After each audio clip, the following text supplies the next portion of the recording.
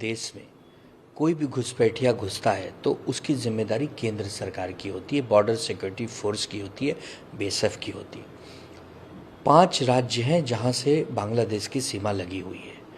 एक पश्चिम बंगाल छोड़ दें तो बाकी मोस्टली भारतीय जनता पार्टी की सरकारें रही हैं। केंद्र में बीजेपी के पिछले 11 वर्षों से सरकार है। महाराष्ट्र राज्य में 2.5 वर्ष से ज़्यादा समय से बीजेपी और उसके नेतृत्व की सरकार है। अगर बार बार बांग्लादेशी घुसपैठिए निकल रहे हैं जगह जगह से, तो ये किसका फेलियर है? ये पूरी तरह से बीजेपी और केंद्र सरकार का फेलियर है। लेकिन वो अपनी गलती न मानकर उन्हीं के नेता किरीट सोमैया बार बार उन पर ही आरोप लगा रहे हैं कि घुसपैठिए बहुत बड़ी संख्या में है, उन्हें ढूंढा जाना चाहिए। तो कौन ढूंढेगा? विपक्ष ढूंढेगा। आज मिलिंद देवरा ने एक चिट्ठी लिखी है, देवेंद्र फडणवीस जी और केंद्र सरकार मिलकर घुसपैठियों को रोकथाम करे।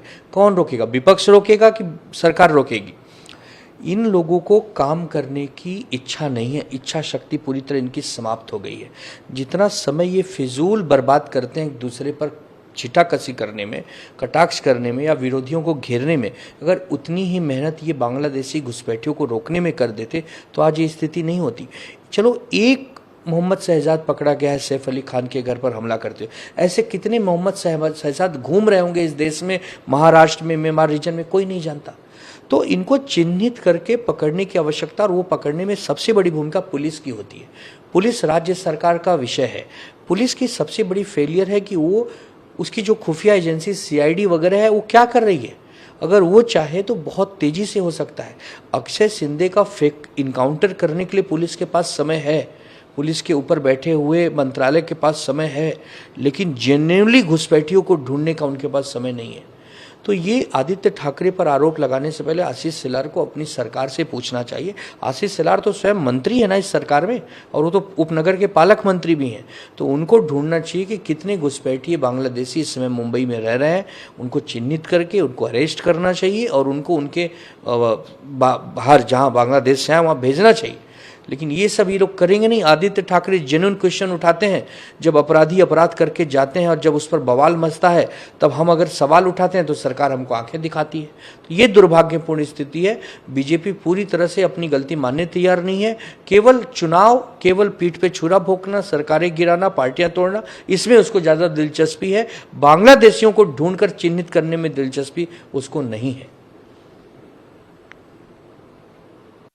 उनका बयान आया कि सैफ अली खान हॉस्पिटल से डिस्चार्ज होके आए और इतने 5 दिन में फिट हो गए, जबकि छुरा रीढ़ की हड्डी में 3 इंच तक घुस गया था। ये सवाल उठाया है संजय निरुपम ने, क्या कहना चाहते हैं? संजय निरुपम का बयान बहुत ही हास्यास्पद है। हमें लगता है कि संजय निरुपम के दिमाग को इलाज की आवश्यकता है। लीलावती में अच्छे अच्छे डॉक्टर हैं, उन्होंने सैफ अली खान को कैसे ठीक किया, सैफ अली खान 5 दिन में कैसे चलने लगे, कैसे दौड़ने लगे। अरे सैफ अली खान कॉलेज के दिनों से व्यायाम करते हैं, वो फिट व्यक्ति हैं। उनकी हमेशा फिल्मों में भी उनको फिट दिखाया गया है। वो घुड़सवारी भी करते देखे गए हैं, गोल्फ खेलते हुए भी देखे गए हैं, क्रिकेट खेलते भी देखे गए। तो सैफ अली खान पर टिप्पणी करने से पहले संजय निरुपम को अपनी इलाज करवा लेना चाहिए। हम तो उनसे कहेंगे कि आप लीलावती में भर्ती हो जाओ, आपके इलाज का जो भी खर्चा है हम चंदा मांग मांग के इकट्ठा करेंगे और उस चंदे के पैसे से आपके इलाज करवाएंगे आपके दिमाग की, ताकि आप ये सब प्रश्न चिन्ह डॉक्टरों पर न लगाएं। ये तो वैज्ञानिक जैसे बात कर रहे हैं। और संजय निरुपम सिर्फ सैफ अली खान के इलाज पर सवाल नहीं उठा रहे हैं, वो पुलिस पर भी सवाल उठा रहे हैं। सरकार उन्हीं की पार्टी की लोगों की है। अच्छा, उनसे एक हाथ आगे बढ़ के मिलिंद देवरा चिट्ठी लिख रहे हैं अपने ही मुख्यमंत्री और गृह मंत्री को। हमें तो लग रहा है कि एकनाथ शिंदे और देवेंद्र फडणवीस के बीच में कुछ ठीक नहीं चल रहा। सीआईडी सीरियल का एक डायलॉग है, कुछ तो गड़बड़ है दया। तो क्या गड़बड़ है? ये संजय निरुपम, देवेंद्र फडणवीस, एकनाथ शिंदे, मिलिंद देवरा आपस में बैठकर तय करें ना। इनको इतना बड़ा मैंडेट दिया है, किस लिए दिया है?